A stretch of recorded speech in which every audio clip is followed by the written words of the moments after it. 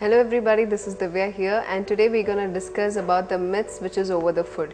Everybody talk about food, every age group talks about food, and there is always a saying coming up that you shouldn't eat this, you shouldn't eat that, and no one tries to analyze why is it being said, what is the reason behind it. So we're going to discuss today certain major myths which is being commonly talking about food, and we're going to discuss why it is being said and what is the truth and what is the fact behind it.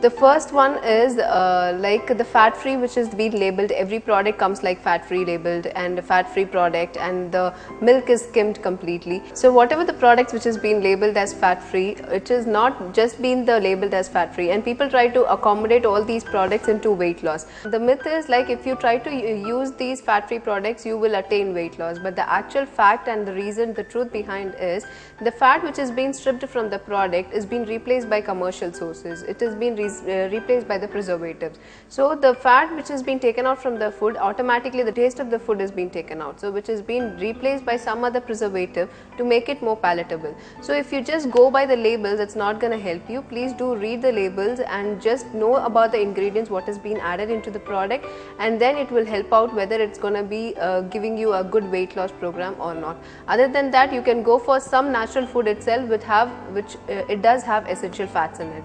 So don't go for skimmed milk, definitely go for whole milk instead.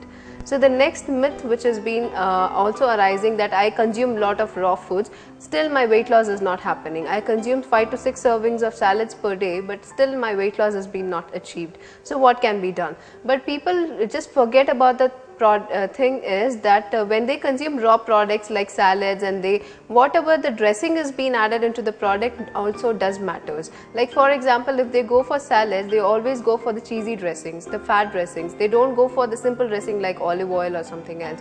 They always go for high fatty dressing over the sandwiches or over the salad. So even if you consume the natural products into the diet, you have to make sure what is being taken along with it, so it doesn't turn out to be a full packed up meal. It should be light in consumption. So that is one more myth which you have to be considered about.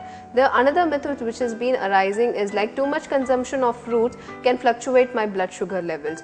But the fact is, the fruit which consumes, it contains of fructose in it. The blood sugar level of the fructose will not affect because of it. So you need not to consider too much that too much consumption of fruits will fluctuate your blood sugar level. Instead, the fact is like if you consume high fatty foods only, the consumption or the differentiation in your blood sugar level is happen. But because of the fruits consumption, it cannot happen. Even the diabetes completely avoid fruit consumption because their fluctuation in blood sugar level can be happen.